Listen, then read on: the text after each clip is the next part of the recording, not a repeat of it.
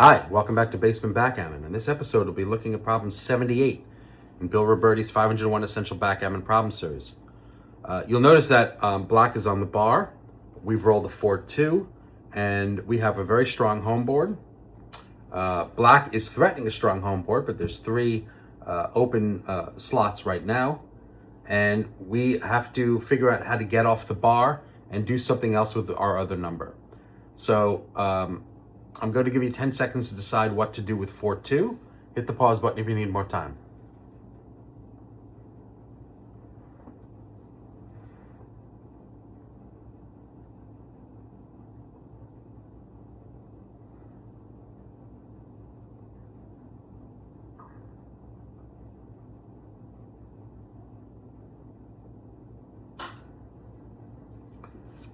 Okay, we're back.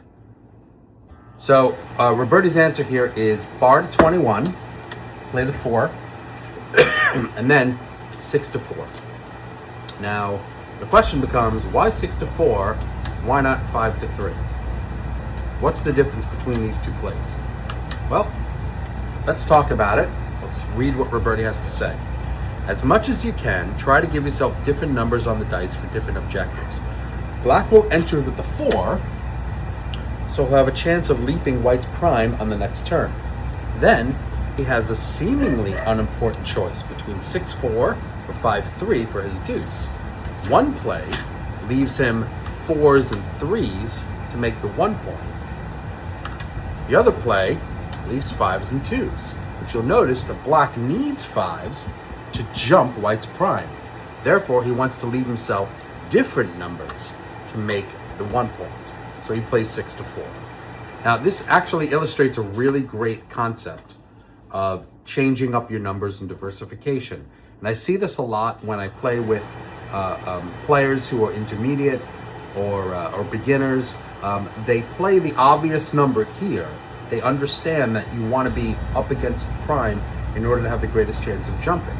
And then when they're left with a second number, they think of this as unimportant. They think of these two things as completely equal, without thinking of what the ramifications are for each of those things. And Robertie illustrates it great here.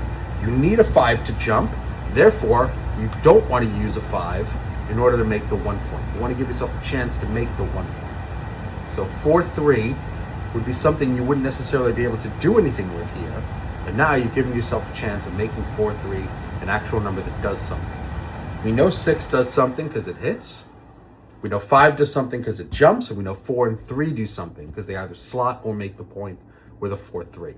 Only 2s and 1s are numbers that we are not so great. And even those, a 2 and a 1, let's say, could slot, or a 2 and a 1 could even provide other numbers as well for later on in the roll. So you're doing something with all your numbers. Whereas if you played a 5-2 like this, if you played 5-3, you left yourself a 5-2. Now 6s do something, 5s do something, but 4 doesn't do anything, except this makes it ugly. And 3 doesn't do anything because it stacks. It's even worse. So this is definitely a great play and a great illustration of diversification. Let's throw it over to XG and we'll see what it has to say.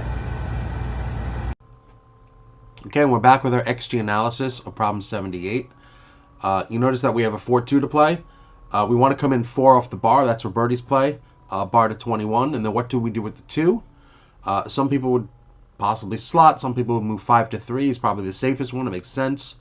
Or 6-4. Robertie's play was 6-4. And let's see what XG has to say. XG totally agrees. 6-4 is the way to go. And I've done this with every analysis of match play. Of every variation of match play. It's the same. It's not an enormous change from 5-3. But in my mind, there's no reason not to diversify your numbers.